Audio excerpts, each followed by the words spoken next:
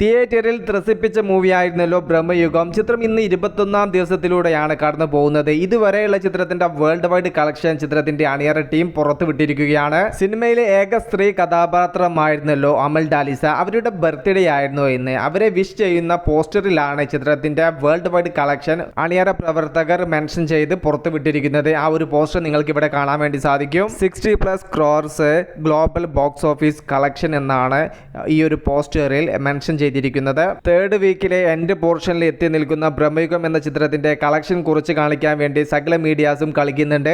എന്നാൽ ഈ ഒരു ഒഫീഷ്യൽ കളക്ഷൻ റിപ്പോർട്ട് അത്തരക്കാരെ ശരിക്കും പറത്തിയിരിക്കുകയാണ്. സിനിമ ഗംഭീര വിജയം തന്നെയാണ്. OTT റൈറ്റ്സിലൂടെ തന്നെ ചിത്രത്തിന്റെ മുടക്കുമുതൽ ഏകദേശം തിരിച്ചു പിടിച്ച ചിത്രം വലിയ സാമ്പത്തിക ലാഭം തന്നെയാണ് ചിത്രത്തിന്റെ പ്രൊഡ്യൂസേഴ്സിന് നേടിക്കൊടുത്തിരിക്കുന്നത്.